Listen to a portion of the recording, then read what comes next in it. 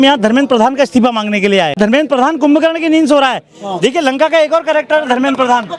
देखिए कुंभकर्ण, देखिए कुंभकर्ण कैसे खुर्राटे मारकर सो रहा है और साल भर से पहले नींद खुलने वाली नहीं है, क्योंकि साल में एक बार उठता था।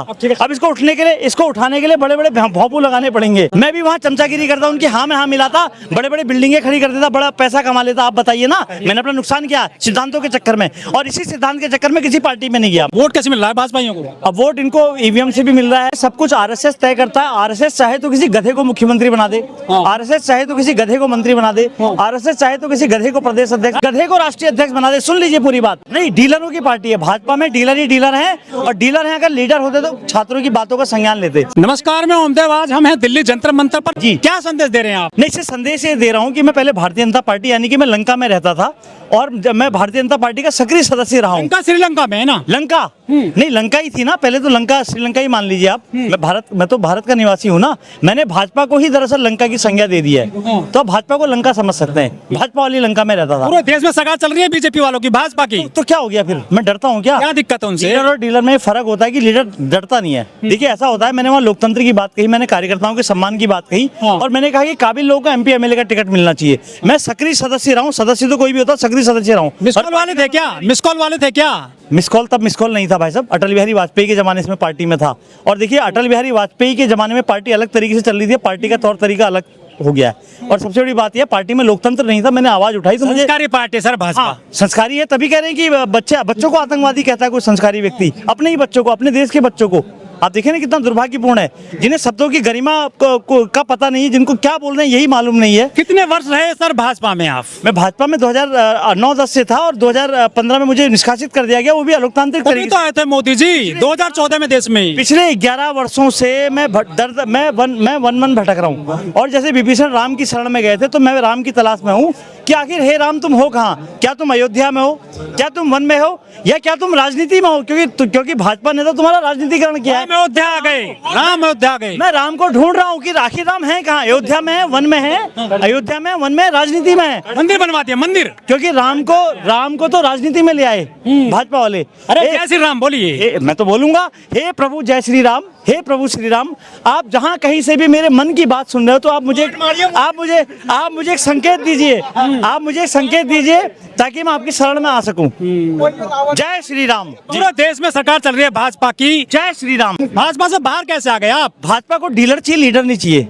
वहाँ क्या है, वहाँ आरएसएस सब कुछ तय करता है। अब तो बीजेपी में जा रहे हैं छोड़ छोड़ कर पार्टियों को, चाहे महाराष्ट्र हो, चाहे बंगाल हो, चाहे दिल्ली हो। अपने फायदे के लिए जा रहे हैं लोग। एक महीने में पार्टी बदल देते हैं। मैंने 11 वर्षों में पार्टी नहीं बदली। सबसे बड़ा प्रश्न यह है, टिकट नहीं मिला होगा आपको। टिकट की बात क्या है? मैंने एमएलए का चुनाव लड़ा, हल्द्वानी से निर्दलीय लड़ा।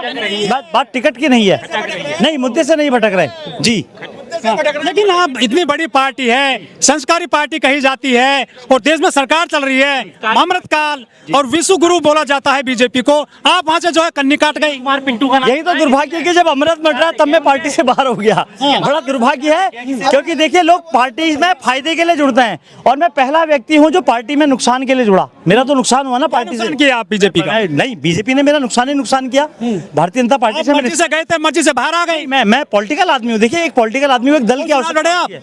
हाँ, मैंने निर्दलीय विधानसभा चुनाव लड़ा, हल्द्वानी विधानसभा से जी। मुझे 22 साल से राजनीति में हूँ। एक राजनीतिक व्यक्ति की आत्मा होती है पार्टी, लेकिन क्या है, भाजपा ने निष्कासित किया। पिछले 11 वर्षों से मैं किसी पार्टी में। विधायक बनने चले थे बीजेपी में। बात विधायक बनने की नहीं है। यहाँ किसान आए वो खाली हाथ गए, यहाँ पहलवान बेटी आई वो खाली हाथ गई, अब स्टूडेंट आ गए हैं। स्टूडेंट, बिल्कुल स्टूडेंट। देखिए छात्रों ने तो राजनीति बदली। जब वीपी सिंह मंडल कमीशन लाए, वीपी सिंह की सरकार बदल गई। सबसे बड़ी बात है, छात्र जब सड़कों पर आए, सरकारें बदल गई। बिहार में सरकार बदल गई। बिहार में जब जयप्रकाश नारायण ने 1974 में छात्र आंदोलन का नेतृत्व किया, वहाँ बिहार की गवर्नमेंट चली गई। गुजरात के चिमन भाई पटेल की सरकार चली गई। आप जानते हैं भारत का इतिहास, युवा जब उग्र होता है, भाजपा में हो रहा देश, भाजपा में बड़ी बड़ी सरकारें चली जाती है, और भाजपा को भारत मानने लगी है। ये बहुत संकुचित सोच है। भाजपा भारत नहीं है। नामी रही होंगी जो आपको बाहर निकाला गया पार्टी से। डीलर है भाई, डीलर और लीडर में साफ साफ फर्क है। क्योंकि डीलर को लीडर कहाँ पसंद आएगा? क्योंकि डीलर चाहिए, क्योंकि उनकी डीलरगिरी खत्म हो जाएगी अगर पार्टी में लीडर रहेगा। कौवों के बीच में यदि हंस रहेगा तो कहाँ टिक पाएगा? आप हंस में कौवे? हाँ बिल्कुल, निश्चित रूप से। आप देखिए ना, आज आप धर्मेंद्र प्रधान की बात सुन लीजिए। अरे चड्ढा जी चले गए बीजेपी में, और जो है वहाँ जी अपने फायदे के लिए गए, चड्डा जी अपने फायदे के लिए बीजेपी में गए। चड्डा जी जो भी भारतीय जनता पार्टी में जा रहा है अपने फायदे के लिए जा रहा है। किसी पे ईडी सीबीआई की रेड पड़ रही है वो तो तब जा रहा है, अपनी जान बचाने के लिए जा रहा है। लेकिन मोदी जी कहते हैं ऊपर ईडी सीबीआई या कुछ भी चाहे मुझे मार दें, मैं तब भी भाजपा में नहीं जाऊंगा। नया भारत, नई बीजेपी, मोदी वाली बीजेपी की है ये। वो कह रहे हैं कि हम नया भारत बनाएंगे, विश्व गुरु बन रहा है, अमृतकाल चल रहा है देश में। नहीं, देश में पेपर लीक हो जाता, अमृत का देश विश्वगुरु कैसे बन जाएगा बताइए। हम कह रहे हैं कि एयरफोर्स से आप प्रश्न पत्र ले जाएंगे, मतलब एयरफोर्स का इस्तेमाल जिसका इस्तेमाल सुरक्षा के लिए किया जाना चाहिए, देश की सुरक्षा के लिए, आप उसका इस्तेमाल प्रश्न पत्र ले जाने के लिए करेंगे। ऐसे में कैसे देश विश्वगुरु बनेगा। लेकिन शांतिपूर्वक निपट गया है इस बार जो पेपर, दूसरी बार जो हुआ है नीट का जी, वो 45 मिनट तक वेट किए हैं मोदी जी, छात्रों के लिए इंतजार किए हैं वो एयरपोर्ट पर कि जो है पहले छात्रों का पेपर होना चाहिए ठीक से, तब जो है वो वहां से हटे एयरपोर्ट से। नहीं तो शिक्षा मंत्री का इस्तीफा भी तो होना चाहिए। क्या शिक्षा राजनाथ जी कहते हैं हमारे इस्तीफा नहीं होते हैं। नहीं, क्यों नहीं होता। कल्याण सिंह का इस्तीफा कैसे हो गया, बीएस येदियुरप्पा का इस्तीफा कैसे हो गया बताइए। बीएस येदियुरप्पा का इस्तीफा कैसे हो गया, रविशंकर प्रसाद का इस्तीफा कैसे हो गया आप बताइए। पहले जो इस्तीफे हुए भाजपा में कैसे हो गए। मुख्तार अब्बास नकवी ने भी इस्तीफा दिया था। आप इनसे कहिए भाजपा का इतिहास टटोलिए, ये भाजपा में नए व्यक्ति थोड़ी ना, बहुत पुराने हैं। राजनाथ सिंह जी ऐसी हास्यास्पद बात कर रहे हैं, मतलब ये तो इस प्रकार की बातें कर रहे हैं कि हम कुछ भी बच्चों जैसी बात करेंगे और देश उसको मान लेगा। बड़ा दुर्भाग्यपूर्ण है। अब संघ पे कौन क्या कार्यवाही करेगा, भाजपा की गवर्नमेंट चल रही है भाई, भाजपा की गवर्नमेंट चल रही है। संघ तो Bhajpa, RSS equal to BJP, BJP equal to RSS, दोनों में कोई फर्क नहीं है। राष्ट्रवादी संगठन है। हाँ, राष्ट्रवादी का धर्मवादी संगठन है। धर्म की बात करते हैं ना, राष्ट्र की बात कहाँ करते हैं। से क्या दिक्कत है सर, धर्म तो हर आदमी के अंदर होता है। दिक्कत नहीं है। देखिए ये विवेकानंद को कोई आदर्श मानता है। विवेकानंद ने कहा था कि मेरी शिक्षा किसी भी धर्म की शत्रु नहीं है ना। कोई भी यदि अपने धर्म के पूर्ण अस्तित्व के बारे में सोचता है तो मुझे हृदय की गहराइयों से उस पर दया आती है।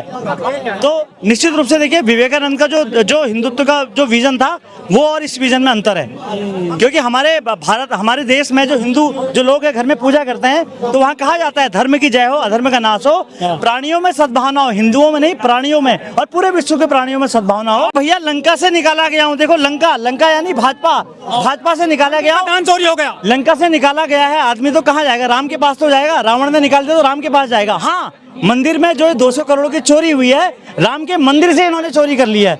बड़ा दुखद है। देखिए अगर दूसरी सरकार में होता तो भ्रष्टाचार का तमगा लग गया होता, लेकिन ये भ्रष्टाचार नहीं शिष्टाचार है। वो कहेंगे तो शिष्टाचार है, वो कहेंगे हमें खर्चे के लिए पैसे की जरूरत पड़ी, हमने प्रभु श्री राम से मान लिए। मनोज तिवारी है, ये कहेंगे हमें खर्चे की जरूरत पड़ी, हमने प्रभु श्री राम से पैसे मांग लिए। मनोज तिवारी है, दिल्ली में सांसद है। आने वाले इनके सांसद हैं रवि किशन, नाचने गाने वाला है, निरहुआ नाचने गाने वाला है। नाचने गाने वाले व्यक्ति को तुम सांसद बना देते हो, और जो पॉलिटिकल वोट दे रही है, पॉलिटिकल आदमी उसको पार्टी से बाहर कर देते हो। मतलब वो कैसे भी करके तुम लोकप्रियता हासिल कर लो और तुम उसको पार्टी का टिकट देते हो। बहुत दुर्भाग्यपूर्ण है। और मैं कहना चाहता हूँ, चुनौती देना चाहता हूँ भारतीय जनता पार्टी के जो प्रवक्ता है, चाहे वो संबित पात्रा हो, चाहे सुधांशु त्रिवेदी हैं, आकर डिबेट कर ले, वो बता दे पार्टी में कितना लोकतंत्र। मैं बताऊंगा, मैं तर्क दूंगा कहाँ पार्टी में लोकतंत्र नहीं है। मनोज तिवारी कह रहे हैं कि मंदिर हिंदुओं का, दान देने वाले हिंदू, और पैसा यदि निकाल लिया है दान पात्र में से तो हिंदुओं का काम में लग रहा है। विपक्ष क्या उखाड़ लेगा हमारा, वो सीधे टारगेट कर रहे हैं कांग्रेस वालों को, विपक्ष वालों को। अब देखिए रिंकी के पापा हैं, वो कुछ भी कह सकते हैं, तो रिंकी के पापा हैं,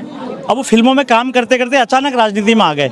और मैं तो जन्मजात नेता हूँ, क्योंकि ऐसा है कि राजनीतिक गुणों से पहचानी जाती है। राजनीतिक व्यक्ति के गुण होते हैं, उसके अंदर बोलने का गुण होना चाहिए, उसके अंदर कैसे चलता है, उसकी बॉडी लैंग्वेज कैसी है, उसके अंदर कितना आत्मविश्वास है। तो मैंने कहा ना, यहाँ सब डीलर ही डीलर है, इनको डीलर पसंद है। अरे चड्ढा की भी बॉडी लैंग्वेज थी ना, वो भी आम आदमी की बात कर रहे थे, कह रहे थे कि 28 दिन का हो गया है महीना। एनजीओ में था, चड्ढा एनजीओ में था, अब पार्टी में गया है, अब डीलरों की पार्टी में गया है, क्योंकि वो आम आदमी पार्टी नहीं एनजीओ है। क्योंकि जो अरविंद केजरीवाल है अपने आप को संयोजक कहता है, वो राष्ट्रीय अध्यक्ष नहीं कहता है। और वहाँ वॉलंटियर है, वहाँ कार्यकर्ता कोई नहीं, वहाँ सारे वॉलंटियर हैं। खत्म करने आए थे केजरीवाल भी। हाँ, कितने बड़े बड़े महलों में रह रहा, आप बताइए ना, वो किसी से मिलता नहीं, कहाँ का आम आदमी है, वो बड़ी बड़ी गाड़ियों से घूमता है। आप कह रहे हैं आम आदमी गए होंगे शायद। नहीं, मैं वहाँ क्यों जाऊँगा मैं वहाँ क्यों जाऊँगा वो मुझसे मिलेगा, मैं क्यों गली वहाँ पे नहीं, मैं क्यों जाऊँगा वहाँ, बताइए। आपको तो विधायक बनना है ना। नहीं, मुझे विधायक नहीं बनना है। अगर ये सुन लीजिए, अगर मैं विधायक भी बना तो मैं जनता की सेवा के लिए बनूंगा। देखिए सब यही तो कहते हैं। नहीं, सब कहते हैं, सबके कहने और मेरे कहने में यही कहते हैं, पहले एनजीओ बनाते हैं, फिर पार्टी बनाते हैं, फिर जीत जाते हैं, फिर जनता को भूल जाते हैं। सबके कहने और मेरे कहने में इसलिए अंतर है क्योंकि लोग पार्टी से फायदा उठाते हैं। मेरा नुकसान हुआ है। इनको रावण और कुंभकर्ण क्यों बनाया, सुनिए, इनको इतना अहंकार है, कहते 50 साल तक हम ही रहेंगे, कोई नहीं आएगा सत्ता में। हैं 43 तक 43 के बाद भी रहेंगे कहते हैं, ये कहेंगे कोई आएगा ही नहीं, मतलब इनको इतना अहम हो गया है, कहते हैं चुनाव होंगे क्या अगली बार देश में, लग रहा है? नहीं चुनाव होंगे खाली औपचारिकता के तहत होंगे। इलेक्शन की बात करते हैं। पश्चिम बंगाल में देखिए उम्मीद की जा सकती है इतनी बुरी तरीके से ममता बनर्जी चुनाव हारेगी, जो वहाँ की जन नेता थी, इन्होंने वोटर परसेंटेज वहाँ बढ़ा दिया। इन्होंने क्या खेल खेला, 90-95% घोषित करवा दिया निर्वाचन आयोग से, और वोटिंग हुई होगी 70 या 75%, बाकी जो 20% का डिफरेंस था वोट अपने लोगों से डलवा दिया। ये मेरा तर्क है बहुत बड़ा।